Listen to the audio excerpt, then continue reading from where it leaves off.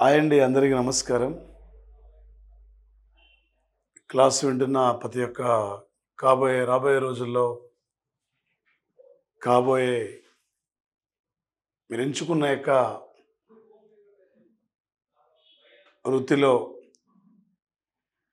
2 రాష్ట్రాల డిఎస్సి కానీ, ఎస్ఐపిసి కానీ, గ్రూప్ 1 గ్రూప్ 2 కానీ, సెంట్రల్ ఎగ్జామ్ కానీ త్వరలో రాష్ట్ర ప్రభుత్వాలు నోటిఫికేషన్ ఇచ్చే యొక్క ఆలోచనలో ఉన్నాయి. ప్రిపరేషన్ అనేది ఇప్పటి నుండే స్టార్ట్ చేయండి. మారుమూల పల్లె ప్రాంత విద్యార్థుల సైతం కూడా మనం అందుబాటులో ఉండాలి అనే లక్ష్యంతో ఈ ఆన్లైన్ అకాడమీ క్లాసెస్ మీకోసం స్టార్ట్ చేయడం జరిగింది. ఎక్కడో హైదరాబాద్కి వచ్చి హాస్టల్లో ఉండి రూములు తీసుకొని హాస్టల్ తీసుకొని ఇబ్బంది పడకుండా మీ పల్లె ప్రాంతంలో మీకు అనుకూలమైన ఏరియాలో ఉండే చదువుకునే వెసులుబాటును ఈ ఆన్లైన్ అకాడమీ ద్వారా మీకు అందిస్తున్నాం. ఎందుకంటే ప్రతిదీ కూడా డబ్బుతో కూడుకుంది. మనందరం కూడా మారుమూల గ్రామీణ ప్రాంతాల నుంచి వచ్చిన వాళ్ళమే. మనందరం దృష్టిలో పెట్టుకొని మనం నమ్ముకున్న విద్యార్థులకి ఒక క్వాలిటీ సబ్జెక్ట్ అందించాలి. రేపు రాబోతున్న యొక్క నోటిఫికేషన్లో మన విద్యార్థులను ఒక విజేతలుగా నిలబెట్టాలి. ఎన్ని పోటీ పరీక్షల్లో అడిగే విధంగా మనం చెబితే మన విద్యార్థులు ఒక విజేతలుగా నిలబడగలుగుతారు అనే లక్ష్యంతో మేము ముందుకు వస్తున్నాం సార్. రాబోయే రోజుల్లో మన యాప్లో ఫుల్ కోర్స్ ఉంటుంది. ఎస్ఐపిసి కానీ, విఆర్ఓ కానీ, హైకోర్టు జాబ్స్ కానీ మన యాప్ను ప్రజెంట్లీ పర్చేజ్ చేయండి, డౌన్లోడ్ చేయండి, షేర్ చేయండి, సబ్స్క్రైబ్ చేసుకోండి. ప్రిపరేషన్ అనేది ఒక ప్లాన్ ప్రకారంగా ముందుకెళ్ళాలి. మార్కెట్లో రకరకాల యాప్స్ ఉంటాయి, రకరకాల క్లాసెస్ ఉంటాయి. ఎవరు మనకు న్యాయం చేయగలుగుతారు? ఎందుకంటే మనం నమ్ముకున్న విద్యార్థులు ఎంతోమంది ఉన్నారు. వాళ్ళ కళ్ళలో మనం ఆనందం చూడాలి. ఎక్కడైనా కలిసినప్పుడు సార్ నాకు జాబ్ వచ్చింది, నేను పలానా జాబ్లో ఉన్నా, బాగున్నారా సార్ అని చెప్పి ఆ విద్యార్థి మనం అడుగుతుండే. అంతకంటే హ్యాపీ ఇంకేం కావాలి? ఎప్పటి కూడా ఈ సైదుల్ సార్ మీకు ఎప్పటి కూడా అందుబాటులో ఉంటాడు. మన యొక్క సొంత ఛానల్ ద్వారా మీకు కావలసిన యొక్క కంటెంట్ అందిస్తున్నాం. మీకు కావలసిన యొక్క క్వాలిటీ సబ్జెక్ట్ని ఇస్తున్నాం. ఏ ఎగ్జామ్ రాసినా కూడా టోటలు ఈ ఎన్ఎఫ్ఐ విధంగా ఉంటుందండి. ఇంటి దగ్గర కూర్చొని కూడా ప్రిపేర్ కావచ్చు. ఇంటి దగ్గర ఉండి కూడా మీకు అనుకూలమైన ఏరియాలో ఉండి కూడా చదువుకోవచ్చు అనే యొక్క లక్ష్యంతో. ఎందుకంటే చాలామంది విద్యార్థులు టౌన్లలోకి వచ్చి సిటీస్కి వచ్చి చదువుకోలేకపోవచ్చు. అలాంటి విద్యార్థులకి ఒక క్వాలిటీ సబ్జెక్ట్ అందించాలి. రాబోయే నోటిఫికేషన్లో క్లాస్ వింటున్న ప్రతి ఒక్కరూ మీరు ఎంచుకున్న లక్ష్యాల్లో అంటే జాబ్స్లలో మీరు ఉండి తీరాలి. మీరు ఒక మంచి ఆఫీసర్లుగా, ఒక డిఎస్సి టీచర్గా, ఒక ఎస్ఐపి కానిస్టేబుల్గా ఉండాలనే ఒక ఉద్దేశంతోనే మీకు అందిస్తున్నాం సార్. మరి ముఖ్యంగా మార్చి 25 కరెంట్ అఫైర్స్ 2025 సంవత్సరం అండి. మార్చి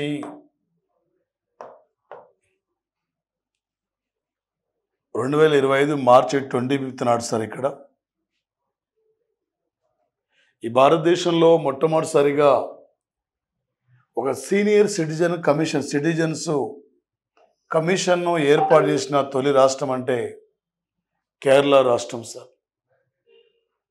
సీనియర్ సిటిజన్ యొక్క హక్కులు పరిరక్షించాలి, సీనియర్ సిటిజన్ యొక్క హక్కులు కాపాడుకోవాలి.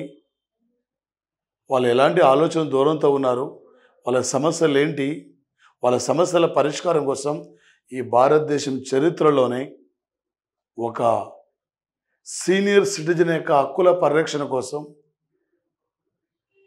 వారి అవసరాల కోసమై ఈ దేశంలో తొలిసారిగా ఒక కమిషన్ కూడా ఏర్పాటు చేసిన రాష్ట్రం కూడా కేరళ రాష్ట్రం అండి. ఈ దేశంలో ఒక జాతీయ పౌరసత్వ సవరణ చట్టాన్ని వ్యతిరేకించిన తొలి రాష్ట్రం కూడా కేరళ అండి. ఈ దేశంలో ఒక వక్ఫ్ బోర్డు సవరణ విధానాన్ని వ్యతిరేకించిన తొలి రాష్ట్రం కూడా కేరళ అండి. ఈ దేశంలో ప్రభుత్వ పాఠశాలలో ఏఐ సబ్జెక్ట్ను కూడా ఏఐని ప్రత్యేక పాఠ్యాంశంగా చేర్చిన రాష్ట్రం కూడా కేరళ అండి. ఈ దేశంలో మేల్ అండ్ ఫిమేల్ రేషియోలో హైయెస్ట్ ఉంది కేరళని. లిటరసీ పర్సంటేజ్లో హైయెస్ట్ ఉంది కూడా కేరళ రాష్ట్రం అండి. The rubber garden of India, the spice garden of India అని కూడా ఇలా కేరళ రాష్ట్రాన్ని పిలుస్తున్నాం. ఒక రాష్ట్రం తీసుకున్నప్పుడు లేటెస్ట్ అంశాలు, స్ట్రాటజిక్ అంశాలు ఏ టైపులో అడిగినా కూడా ఈజీగా మీరు క్యాచ్ చేసే విధంగా ఉండాలి సార్ పోటీ పరీక్షల్లో. మరొక పాయింట్ అండి, ఒక 2025 సంవత్సరం మార్చి 24 నాడు కేంద్ర ఆర్థిక శాఖ కార్యదర్శిగా నియమితులైన వ్యక్తి అజయ్ సేత్ అండి. అజయ్ సేతు ఆర్థిక రంగంపై 3 దశాబ్దాలుగా దేశ ఆర్థిక రంగంపై అవగాహన కలిగిన వ్యక్తి అండి. భారతదేశ ఆర్థిక విధానాలను రూపొందించడంలో మరియు ఆర్థిక సంస్కరణలను ముందుకు నడిపించడంలో కీలకమైన పాత్ర పోషించారండి. ఈ అజయ్ సేత్ అండి 1987 కర్ణాటక ఐఏఎస్ క్యాడర్ అండి. తను 2021 నుండి ఆర్థిక వ్యవహారాల శాఖకి కార్యదర్శిగా పనిచేస్తున్నారు. ప్రజెంట్లీ భారత ఆర్థిక శాఖ కార్యదర్శిగా నియమితులు కావడం జరిగింది. రేపు కరెంట్ ఎకానమీ నుండి రేపు పోటీ పరీక్షల్లో అడుగుతాడు సార్. 2025 మార్చి 24 నాడు కేంద్ర ఆర్థిక శాఖ కార్యదర్శిగా నియమితులైన వ్యక్తి ఎవరు? అజయ్ సేతు ప్రజెంట్లీ ఏ పదవిలో ఉన్నారు? అజయ్ సేత్ ఇతను ఏ రాష్ట్రం యొక్క ఐఏఎస్ క్యాడర్? ₹1 నోటు మీద కేంద్ర ఆర్థిక శాఖ కార్యదర్శి సంతకం ఉంటుంది. ₹2 నుండి ₹500 నోటుపై రిజర్వ్ బ్యాంకు గవర్నర్ యొక్క సిగ్నేచర్ ఉంటుంది సార్.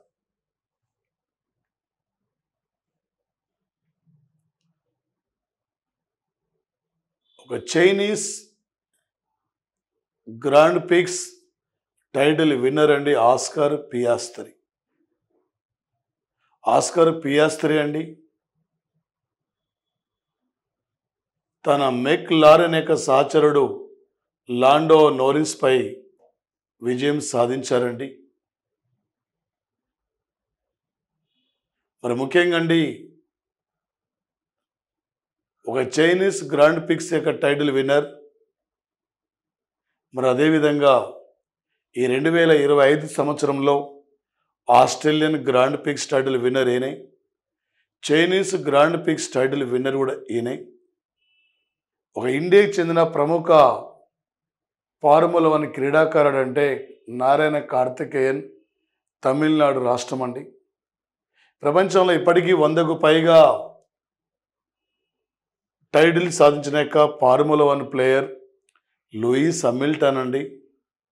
ఈ లూయిస్ హామిల్టన్ ఇతను బ్రిటన్కు సంబంధించిన వ్యక్తి.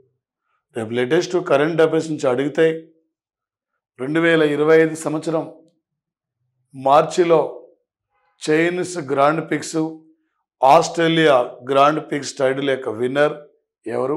ఈ మధ్యనే వార్తలకు వస్తున్న ఆస్కార్ పియాస్త్రి. ఈయన ఏ క్రీడా రంగానికి చెందిన వ్యక్తి ఈ టైపులో మనకి ఇక్కడి నుంచి అడిగే అవకాశం ఉంటుంది sir.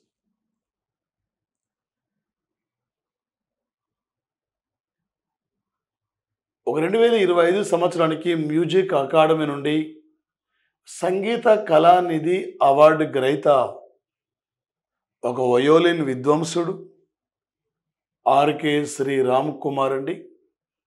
RK Sriram Kumar Music Academy యొక్క 99 ఏండ్ల వార్షిక వేడుకల్లో ఈ అవార్డు తీసుకోబోతున్నారు. కర్ణాటక సంగీతంలో కళానిధి అవార్డు ఇది. కర్ణాటక సంగీతంలో అత్యున్నతమైన గౌరవనీయ అవార్డు అండి.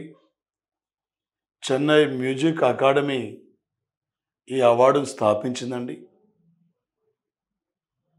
కర్ణాటక సంగీతంలో ప్రముఖ ప్రసిద్ధిగాంచిన వ్యక్తి అండి ఇతను ఆర్కే శ్రీరామ్ కుమార్. ఎగ్జాంపుల్ ఏమంటాడండి? ఆర్కే శ్రీరామ్ కుమార్ ఎందులో విద్వాంసుడు. ఈ మధ్యన వార్తలకు వస్తున్న ఆర్కే శ్రీరామ్ కుమార్ ఏ అవార్డు వచ్చింది, ఈ లెవెల్లో ఈ విధంగా అడిగే అవకాశం ఉంటుందండి.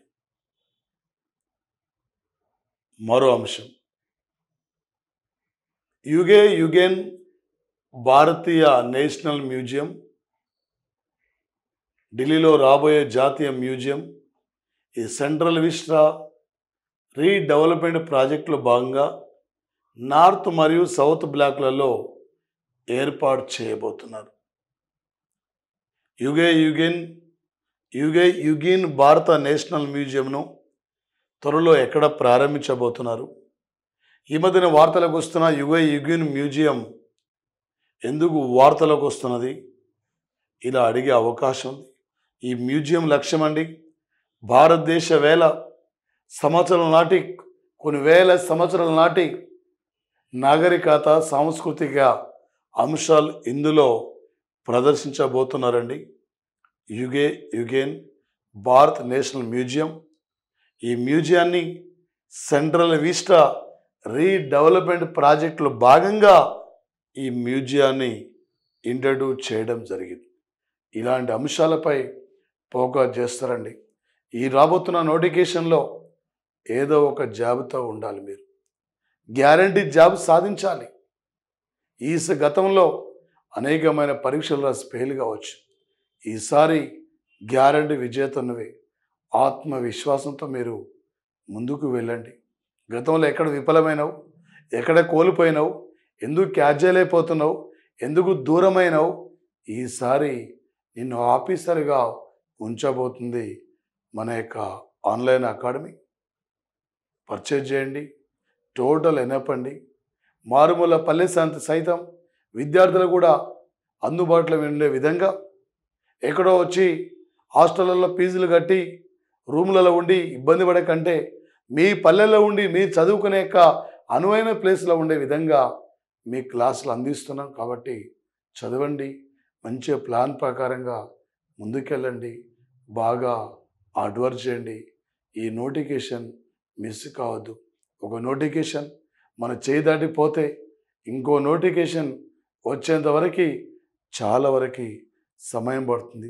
ఈ నోటిఫికేషన్లోనే నువ్వు ఒక విన్నర్గా ఉండాలి. ఈసారి గ్యారంటీగా సాధించాలి. ఈసారి ఆ రిజల్ట్లో నీ నెంబర్ కనిపించాలి. ఆ విధంగా మీ ప్రిపరేషన్ను స్టార్ట్ చేయండి. మరొకటి, ప్రపంచంలోనే తొలిసారిగా గొర్రెల్లో బర్డ్ ఫ్లూను సోకుతున్నట్లు యూకే పరిశోధకులు ప్రకటించారండి. దీనివల్ల జంతువులకు ఎక్కువ ప్రమాదం ఉంది, ప్రజలకు మాత్రం పెద్దగా ప్రమాదం అంటూ ఏమి ఉండదు.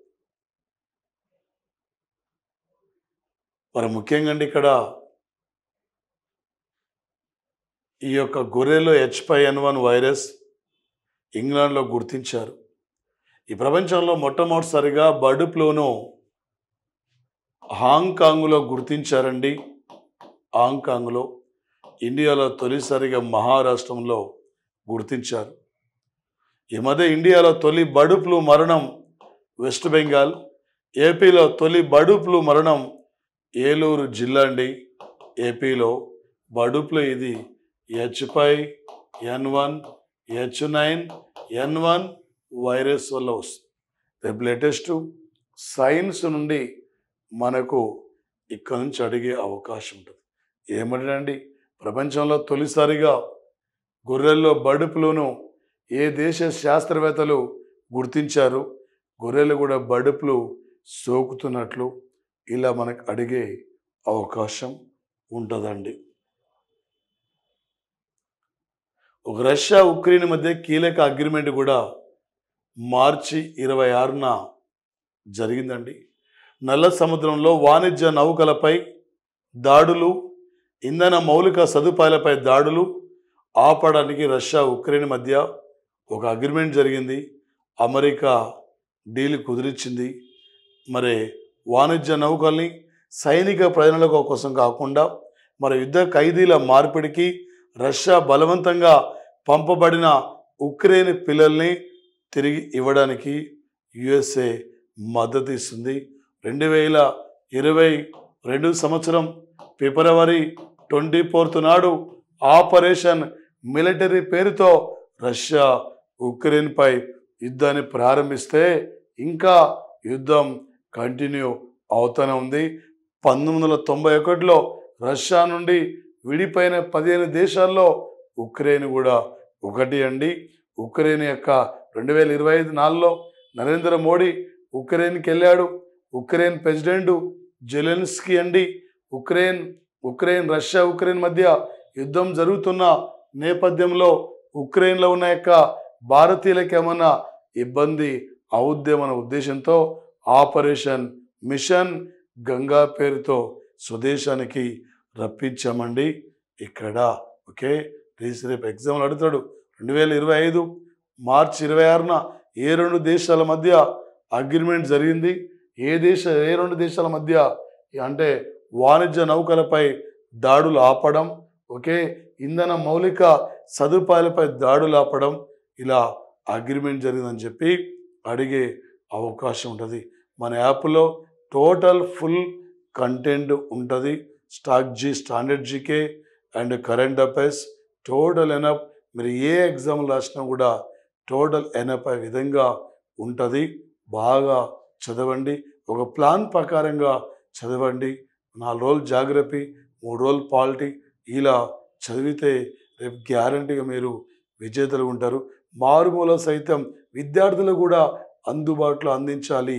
చాలామంది నీ పేద విద్యార్థులకి మన అందుబాటులో ఉండి క్వాలిటీ సబ్జెక్ట్ని అందించి వాళ్ళకు విజేతలుగా తీర్చిదిద్దడంలో మనం ముందుకు పోవాలి అనే లక్ష్యంతో మేము ముందుకు మన యొక్క ఆన్లైన్ అకాడమీ వస్తుంది. ఓకే అండి.